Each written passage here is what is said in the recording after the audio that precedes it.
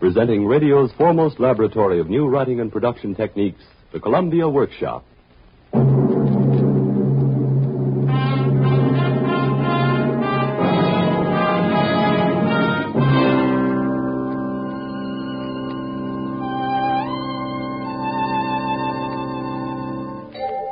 This is a thing I've wanted to do for quite a while.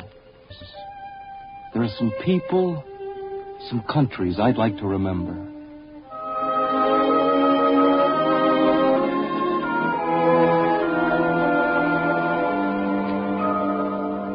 The Columbia Workshop presents Thanks for the Memories, written by a young lieutenant of the cavalry, Ruth Ford Stouterman.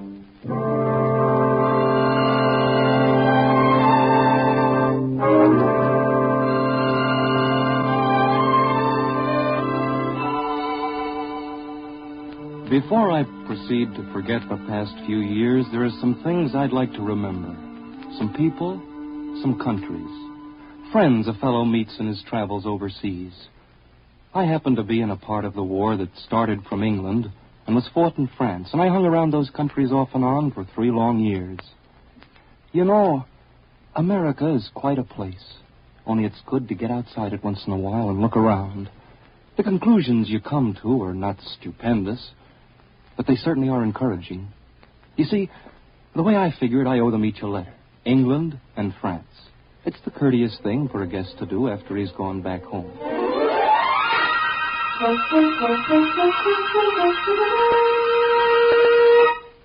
Dear England, this is my bread and butter note to thank you for the weekend, Friday, 1942, till Monday, 1944. You were a gracious host. You had a tough job, all things considered, entertaining several million guests like me in a place not quite the size of Texas, and guests with some funny notions. Visitors from warm, rich, safe America, who sometimes expected perhaps a bit too much, especially at the beginning.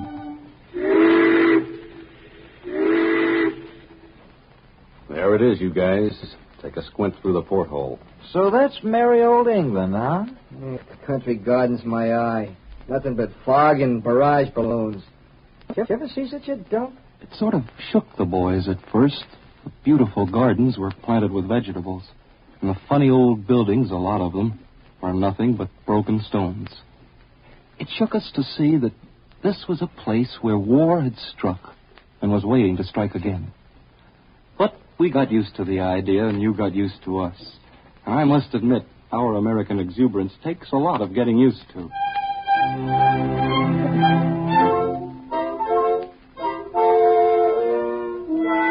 Have you met any of them Yanks yet, Lily? Have I met any of them Yanks yet? Not off, I ain't.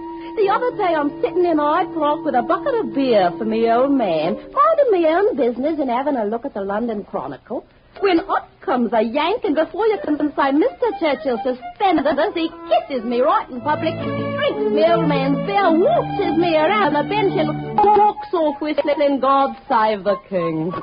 And you ask me if I met any of them Yanks. Yes, we had a few misunderstandings, but none of them was serious. You know how it is with strangers getting to know each other better. At first, there's an undercurrent to be reckoned with an aura of false impressions, an atmosphere of doubt. But given a little time, it goes away, and you find your friendships all the stronger. And so it was with us. I remember my own battalion, just off the boat, straight from Liverpool by convoy.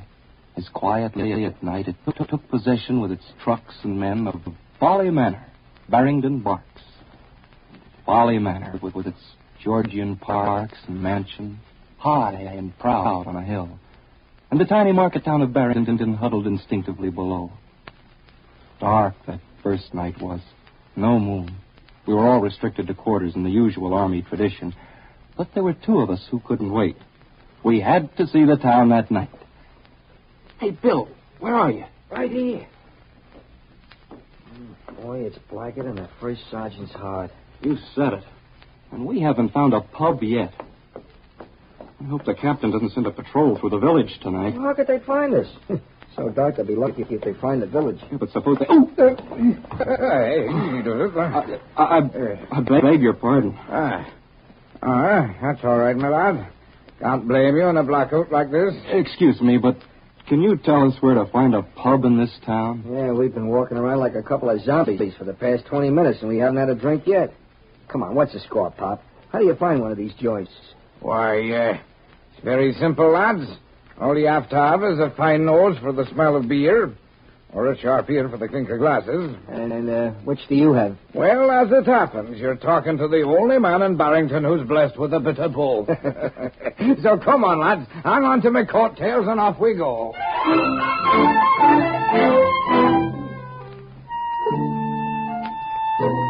Well, here we are, lads.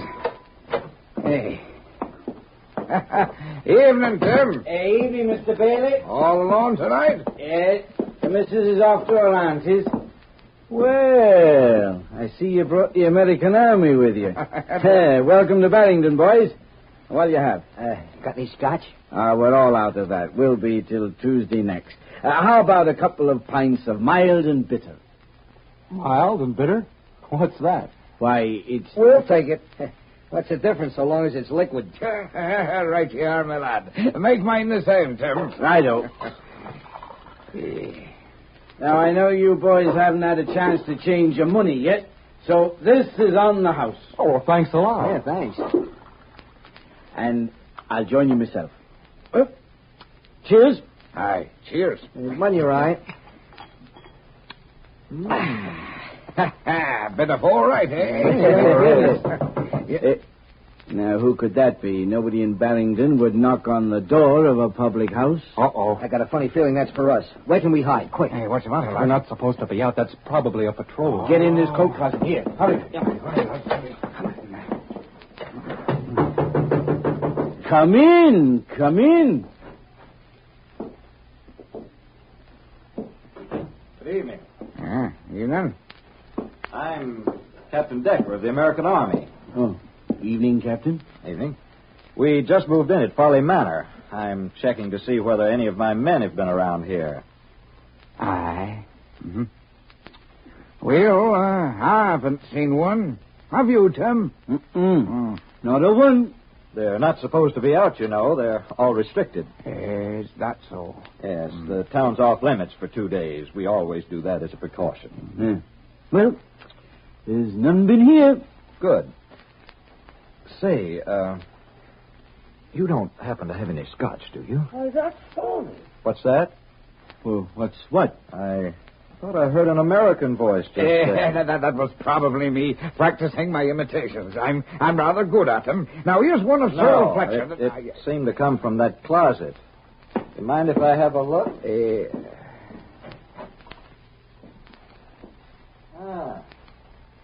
That's strange. I must have been mistaken. Did you say you had any scotch? Sorry, sir. We're all out at present. Oh. Well, good night, then. Good night, sir. Night, neighbor. Hey, that was a... Now, how did they... It's all right. You can come out now. Are you boys still in there? Yeah, but you'll have to help us down. Well, where are you? Hanging up behind the coat. And I think the hooks are going to break any minute. Weeks went by, and the town began to seem like home. The crooked, cobbled streets rang with a cheerful echo in the early hours of morning as we passed along them in column of twos. And in the evening, the echo was charged with hoots and hollers, snatches of song and laughter. The face of the town was friendly and bright.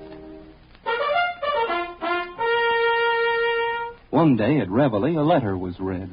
To the officers and men of the 1st Battalion, 112th Infantry.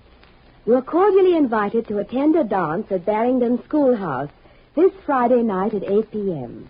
The arrangements have been made by the service committee, and we hope to be able to have these Friday night dances as a regular thing from now on.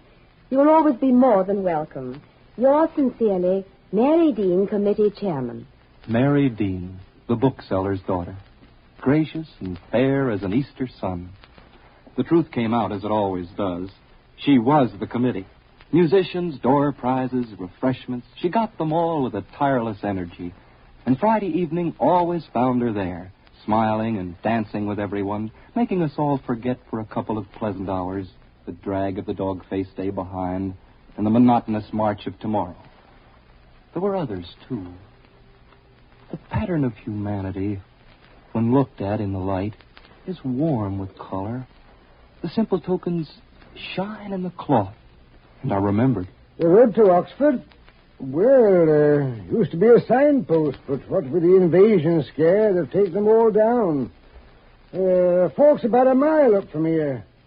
Then there's another turning after that. It's kind of hard to find when you don't know the way. I'll tell you what, if you wait while I fetch my cap and pipe, I'll walk you down and set you on the road. Just ordinary things, perhaps. Gestures to be taken almost for granted, and certainly not to serve as topics for discussion in the barrack room bull sessions of the 1st Battalion. The Christmas season came, and long-faced GIs stored under their bunks the packages from America, chopped a baby evergreen and trimmed it in the hut with bits of cotton waste, trying grimly not to think too much of home. But the long arm of English hospitality reached out even unto the Nissen hut. Hey, you guys. The sergeant wants a 50-man detail. A 50-man detail? Yeah. For Christmas dinners. Anybody want to go? The invitations fell like welcome rain on the desert. It even happened to me, the young dentist and his wife. I scarcely knew them. Come for Christmas dinner, won't you? Yes, please do. And bring a large appetite.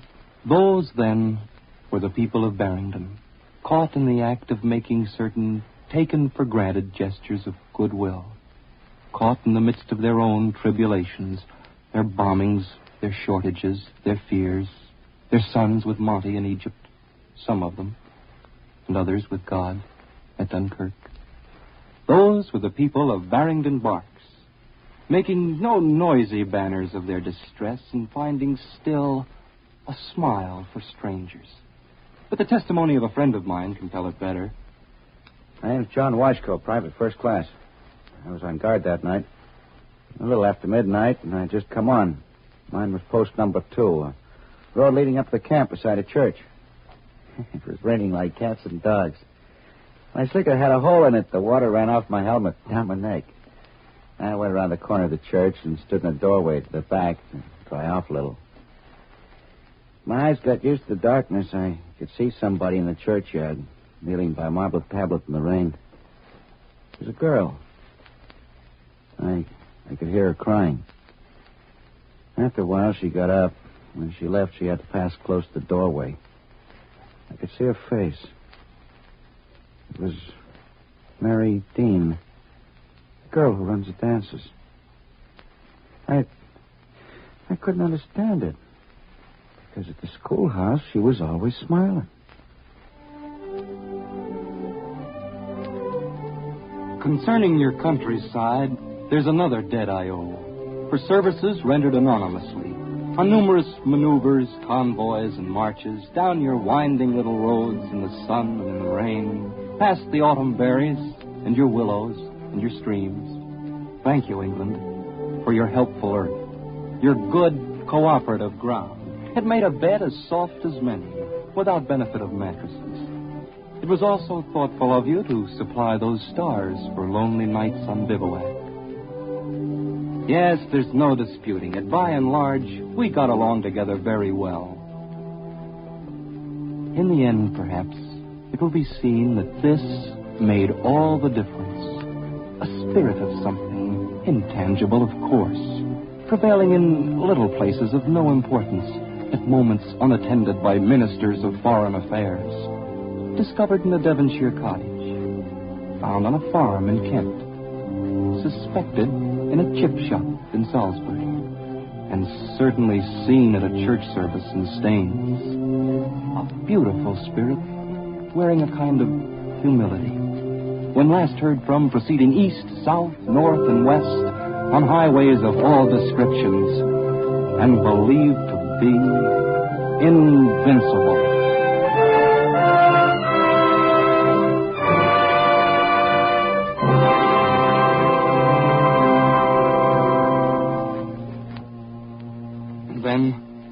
cloudy day, we slipped from the shipways of the English coast, simply, with no fanfare, easing off in the darkness quietly, using the prerogative of haste to skip goodbyes.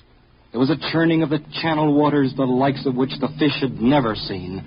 There was a tense procession, too, that moved in mass precision through the morning dusk, ready for a hot reception.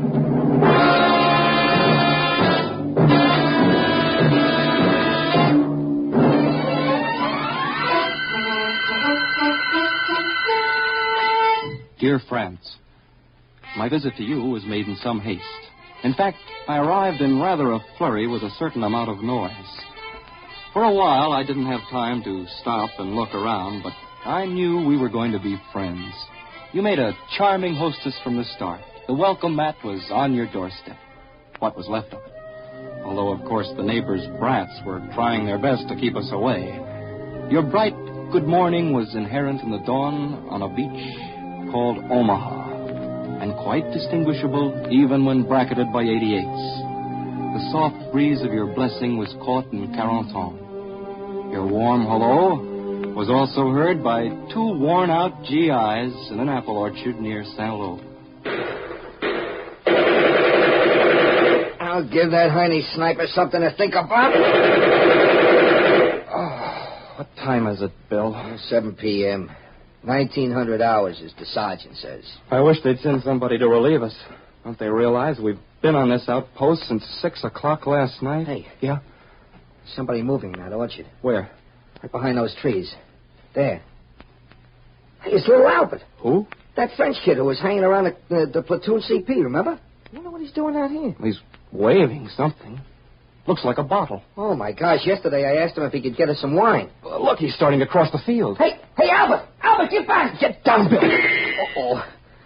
Close, but no cigar. Oh, that Heine will take a crack at anything that moves. Here, give me a hand with this brownie. Well, what are you going to do? I'm going to give that kid some covering fire. We got to protect our bottle of wine. Bonjour, Bill. Bonjour, Bill. Voici la bouteille de vin que vous avez demandé hier. Pull him down, Bill, quick. Descende, Albert. Crazy kid, you might... Well, anyhow, thanks for the bottle. Merci. De rien. Now that you're here, I must say I could do with a drink. This is the first bottle of wine I've... Oh. Bill, did he get you? No, that lousy son of a sniper. He got the bottle. I'll fix his wagon. Welcome is welcome a mile away.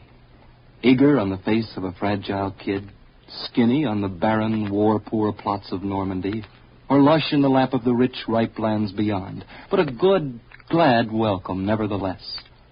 After the days of Avranches, it was there, and the breakthrough into Brittany, as we chased the Nazis over the breadth of your provinces, rolling the spearhead through town after town.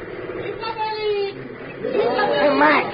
Yeah, that's pretty nice, huh? Every time we take a town, the inhabitants come running out and give us champagne and cognac, huh? Hey, Mac. Yeah? Let's just take one more town and call it a day. And I remember you, France, for your open heart, and the smiles of your honest people, the kisses thrown at convoys, the shaking of many hands. The children in the dooryard clutching the broad dress of their mother and watching the Shermans rumble by. To them, freedom was a piece of chocolate, tossed from the moving turrets by young gods and held in the mouth until it melted. To them, liberation was an unaccountable gladness of their parents. They were impressed, but did not understand. Their confusion could be pardoned. They were so young. The occupation so much older. But the old men knew. The old men were in the streets looking for the feel of victory, and in return, thrusting up 2 fingers in a trembling V. Their variations on the central theme of friendship sometimes took an unexpected turn. One time, our battalion was camped in the woods near Fontainebleau. While getting out of the truck, I ripped my trousers on the backboard. They were woolen ODs, and the only ones I had left. So I went into the town and found a tailor in a little shop, an old man. I asked him to do the mending while I waited. His fingers shook a little, but he handled the needle deftly, and the work was well done. At the end, I offered to pay him. No, please not. This is a little thing. I would like to do it pour rien. But I said, you're a tailor. It's your business. Why do you refuse the money? It is like this. I do it out of happiness. Happiness? Yes. You see, happiness is a different thing with different men. With generals, it is winning a battle. With artists, it is the painting of a masterpiece. The general cannot endure to lose a battle. The artist cannot endure to paint a bad picture. With me, it is simply that I cannot endure to see a hole in the seat of the pantalon. C'est tout. With him, it was simply he could not endure to see a hole in the seat of liberty. Give them full credit, France. There's strength in your old. Let the new men breed such strength again. There's a hard, fierce brand of country love, deceptive in its seeming serenity. The old man who sits on a bench at Saint-Mary-Église and mumbles into the beard of his neighbor, they say Paris is free. He says nothing with his gums, but behind the eyes there is much. And they fight, too, these old men. They fought beside the young. It was not hard to find a hint of heroism here and there. Proof that a patriot, at 70, is still effective. There were the wrinkled old professors instilling in their students by defiant candlelight the principles of the decadent democracies. There was the old mechanic of Montreux, whose feeble hands in the secret of his cellar repaired clandestine radios. There were, as well, accountings in the annals of the liberating armies. One, for example, dated August 1944, when late at night certain elements of our 1st Battalion proceeded east in convoy from Le Mans. Captain, doesn't it seem to you that we're taking a long time to reach Chateau d'Un? I think we'd better stop and have another look at the map. You're right, Major. Pull over to the side, driver, and signal the rest of the convoy to halt. Yes, sir. Then find Lieutenant Scott and Lieutenant Timmons and tell them to report to me here.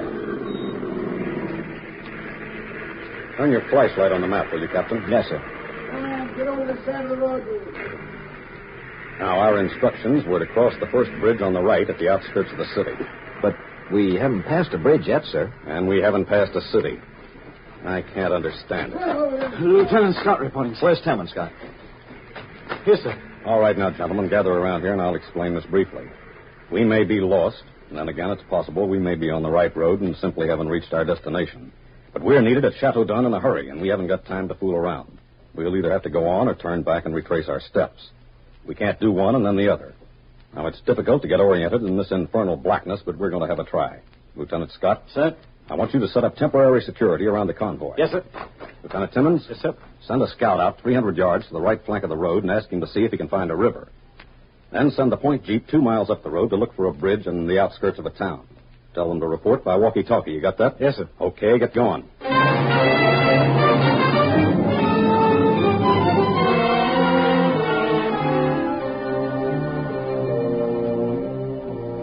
Men have reported, sir. Well, what did they find? There is a river off to the right, about 200 yards behind the trees. And the point Bantam said the outskirts of the city are about 1.75 miles up the road. They're at the bridge now. Good. Tell them to wait there for us. Mount up. Yes, sir. Mount up! So we're on the right road after all. Yeah, it looks that way. I still don't get it.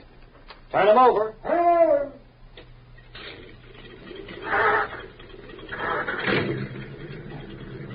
Hey, hold it up a while. Hold it there. Hold it, sir. What is it? I don't know, sir. Somebody yelling to wait. What's the trouble? I don't know, Major. Somebody's running up now. Monsieur, attendez. Arrêtez-vous. Who are you? Very good, mon commandant. I live on the hill 4 miles back. I see your motor passing, and then I see the make to stop here on the road. I run here to warn you. There is danger ahead. In the city, everywhere there are the mine. It is a trap. You ran 4 miles to tell us that? But Chateau d'Un is in American hands. The engineers have cleared the mine. But this is not Chateau d'Un, mon commandant. This way lies the enemy. At night, their agent turned the roadside. Yes, but the river and the city. The river is the Loire. The city, Orléans. The German artillery is registered on every foot of it. Also on the bridge.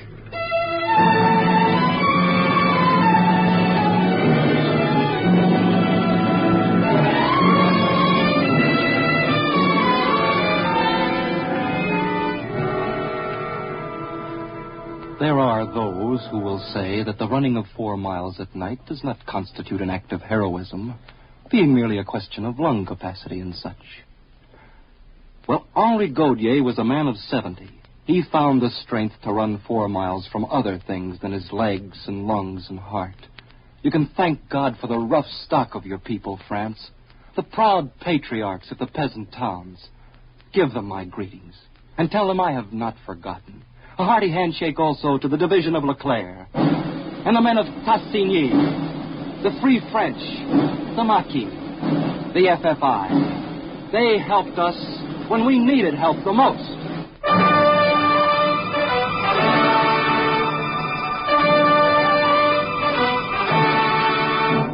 Say hello to Paris for me, a city exceedingly fair.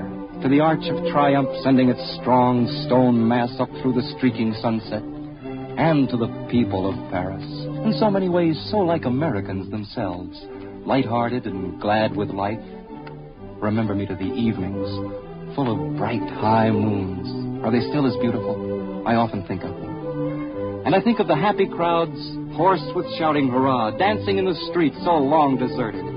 Yes, Paris sang a lilting song that young September when we came. To those who knew her pain, her pools of tears, it was miraculous that she could smile, even a little. Believe me, the music of her laughter was a triumph.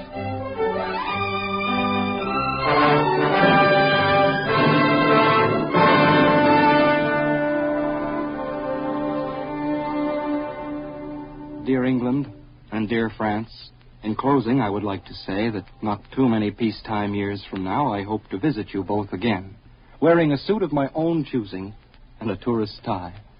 I look for the chance to renew old friendships, and I know that I'll find you happy and in good health. In the meantime, give my best regards and humble gratitude to Kenneth Kerr, the dentist up in Berkshire, who gave me Christmas dinner and made his home my own. To Tim, the publican, who bought me a beer on the house. To Duncan Reed, the farmer, who walked me to the Oxford Road. To young Albert of Normandy, who tried so hard to bring us a bottle of wine. To an unknown tailor in Fontainebleau, who patched my pants for free. To Henri Gaudier, who saved the 1st Battalion.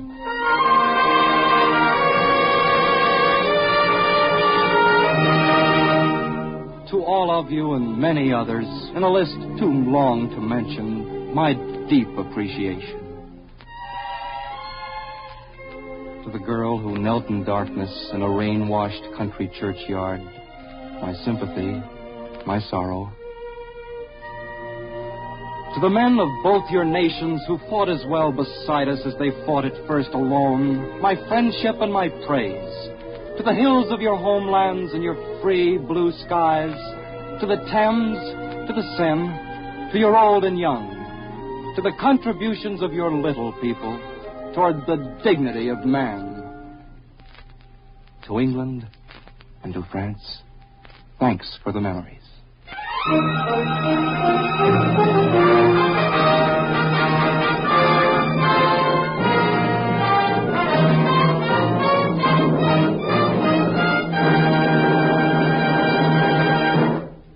You have just heard the Columbia Workshop's presentation of Thanks for the Memories by Bruce Ford Storterman. Music was composed and conducted by Charles Paul, and the narrator was Warren Bryan. Thanks for the Memories was produced and directed by Guy Della Chapa. Next week, the Columbia Workshop will present 4 Quartets, a program composed of poems by T.S. Eliot. Participating in the broadcast will be Mr. James Johnson Sweeney, director of the Department of Painting and Sculpture at the Museum of Modern Art in New York, and the American poet and editor, James Hall Wheelock. Robert Louis Cheon will produce 4 quartets for the Columbia Workshop. This is CBS, the Columbia Broadcasting System.